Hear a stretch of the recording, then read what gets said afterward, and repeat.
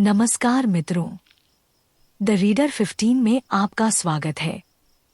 आज मैं 10 महाविद्या में से दूसरी महाविद्या मां तारा के बारे में बताने का प्रयास करूंगी। आज मैं उनसे जुड़े कुछ ऐसे रहस्य का वर्णन करूंगी जिनके बारे में आपने शायद ही पहले कहीं सुना होगा।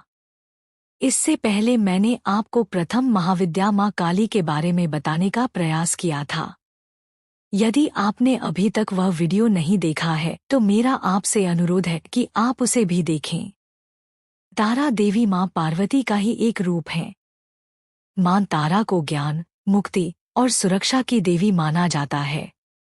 इनके 3 रूप बेहद प्रसिद्ध हैं, एक जटा, उग्र तारा और नील सरस्वती। उनकी पूजा अज्ञानता से मुक्ति, भय से रक्षा और संकटों से बचाव के लिए की जाती है। मान्यता है कि मां तारा हमें कष्टों से तारती है, इसीलिए उनका नाम तारा है। मां तारा के 2 स्वरूप हैं, शांत और सौम्य। मां तारा का यह स्वरूप उदार और सौम्य माना जाता है। भयंकर और उग्र, उनका एक रूप उग्र भी माना जाता है, जिसमें वे खड्गा, तलवार, चामर और कमल धारण करती हैं।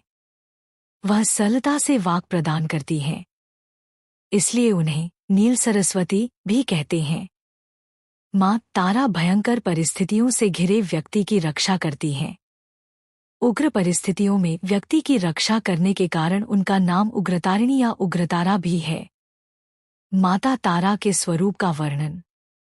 बृहन्नील तंत्रादि ग्रंथों में मां तारा के विशेष रूप का वर्णन है। मां तारा शवरूप शिव पर प्रत्यालीड मुद्रा में आरूढ़ हैं। उनकी आकृति नीले रंग की है। उनके 3 नेत्र नील कमलों के समान हैं। उन्होंने अपने हाथों में कैंची, कपाल, कमल और खड्ग धारण किए हैं। मां तारा व्याघ्रचर्म से विभूषित है और उनके गले में मुंडमाला है। मित्रों, वैसे तो उन्हें उग्रतारा के नाम से जाना जाता है, परंतु भक्तों पर कृपा करने के लिए वह सदैव तत्पर रहती हैं, इसीलिए उन्हें महाकरुणामयी कहते हैं। सर्वप्रथम मां तारा की उपासना महर्षि वशिष्ठ जी ने की थी। चैत्र मास की शुक्ल पक्ष की 9वीं तिथि की रात्रि को तारा रात्रि कहा जाता है।